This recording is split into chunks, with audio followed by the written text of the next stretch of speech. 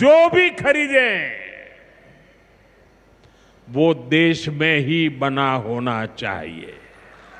नेहरू जी लाल किले से देश को संबोधन करते हुए क्या कह रहे हैं?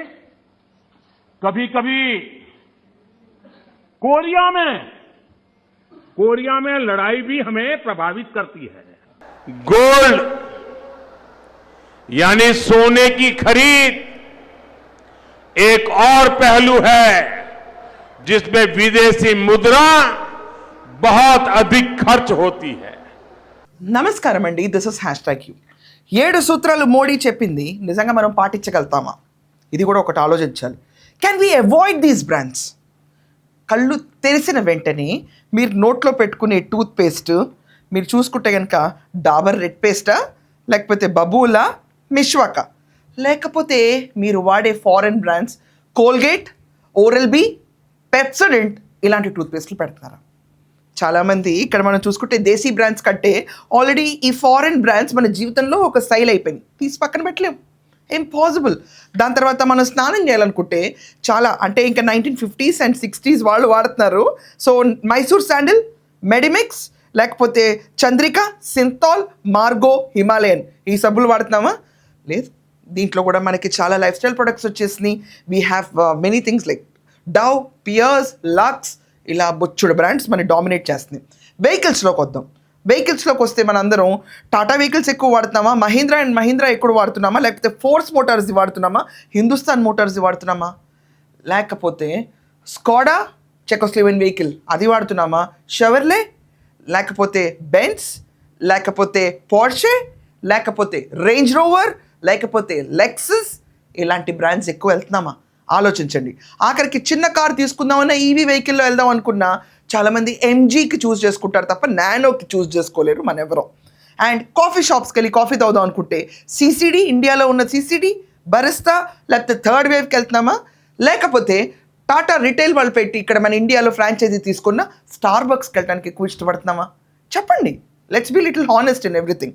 ఇది కాకుండా మనం ఏసీ వేసుకోవాలనుకుంటే మనం వోల్టాస్, బ్లూ స్టార్, గోద్రేజ్ వాడుతున్నామా, లేకపోతే ఎల్జీ లాంటి ప్రొడక్ట్స్ వాడుతున్నామా?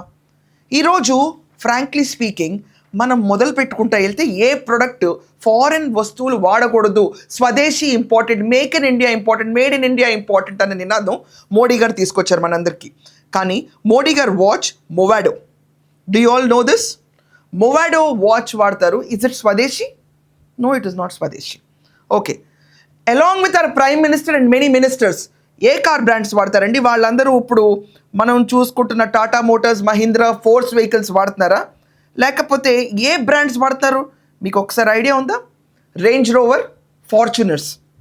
కాన్వాయ్ వెహికల్స్లో ఫార్చునర్స్ ఉండాలి, వాళ్ళు వెళ్ళేది రేంజ్ రోవర్లో ఉంటుంది. కొంతమంది మర్సిడీస్, మేబ్యాక్స్కి వెళ్తున్నారు. మరి స్వదేశీ వాళ్ళకు వర్తించదా, లేకపోతే వాళ్ళకు వర్తించడమని మనకు వర్తిస్తాయా? నాకు I really want to ask you guys. ఇది మన అందరికీ ఒక థ్రెట్ అండి, థ్రెట్. ఇలా అన్నిటి వర్గాల్లోనూ పొద్దున లేచి మనం తాగే బ్రూ కాఫీ దగ్గర నుంచి తినే డిన్నర్ దాకా ప్రతి ఒక్క దాంట్లోనూ ఇంటర్వెన్షన్ ఆఫ్ ఫారెన్ ఇన్వెస్ట్మెంట్ జరుగుతూనే ఉంటుంది. ఈ ట్రేడింగ్ మనకు జరుగుతున్నప్పుడు ఇంపోర్ట్ మెటీరియల్స్ని మనం ఎక్కువ వాడుతున్నాం.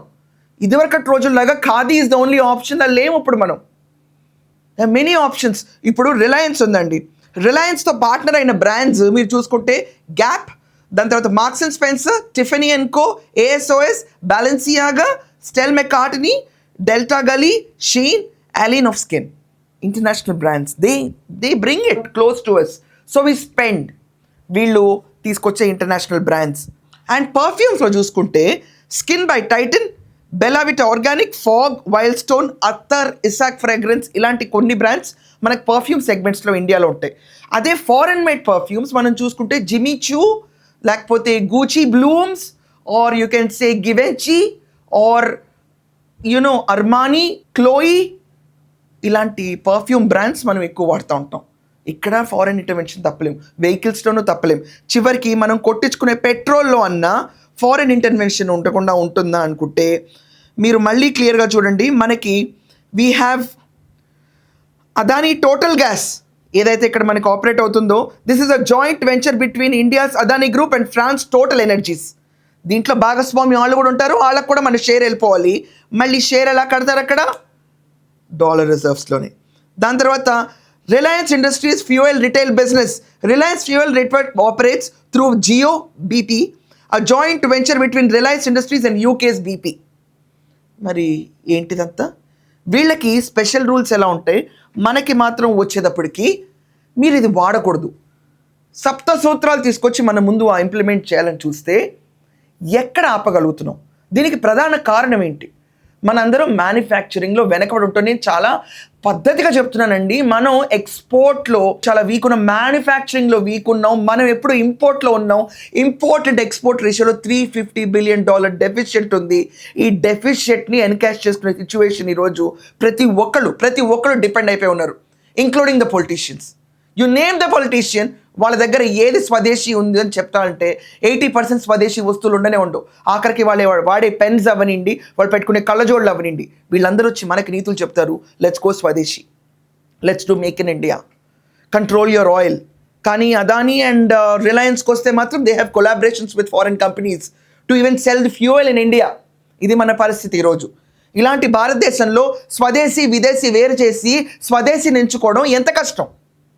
అండ్ ఇలాంటి తరుణం స్వదేశీనే ఎంకరేజ్ చేయాలన్నప్పుడు పొలిటీషియన్స్ అనేవాళ్ళు వాళ్ళ నడవిక, వాళ్ళ ఆఖరికి ఎక్కే కార్ దగ్గర నుంచి, వాడే పర్ఫ్యూమ్ దగ్గర నుంచి, వేసుకునే బట్టల నుంచి, తినే తిండి దాకా ప్రతి ఒక్క విషయాన్ని వాళ్ళ స్వదేశీ లైఫ్ స్టైల్లోనే వెళ్తున్నారా ఆదర్శనీయంగా ఉండటానికి? వాళ్ళు ఆదర్శంగా ఉండరు, కానీ ప్రతి ఒక్క భారతీయుడు మాత్రం ఆదర్శంగా ఉండాలి.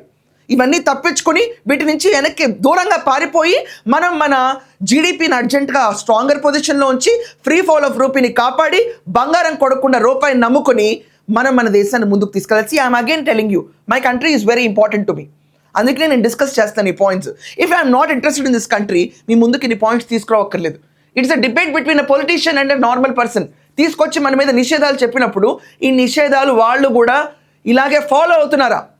సప్త సూత్రాలు ఎవరికి వర్తిస్తాయి? ఇన్నాళ్ళు ఇన్ని ఫారెన్ బ్రాండ్స్ వస్తున్నప్పుడు దశాబ్దాలుగా అందరూ కళ్ళు మూసు కూర్చుని ఆఖరికి మీకు ఇంకొక షాకింగ్గా ఉంటుంది. I will give you a list, మీరు చూడండి. ఇది బ్యాంక్ కూడా మనకి ఎన్ని banks, Indian banks, foreign banks మనం చూసుకుంటే కనుక state bank, Punjab national bank, bank of Baroda, Canara bank, union bank, Indian bank, bank of India, central bank of India, Indian overseas, UCO bank, bank of Maharashtra, Punjab and Sindh bank. ఇవి మనకు చూసుకుంటే majority owned by government banks.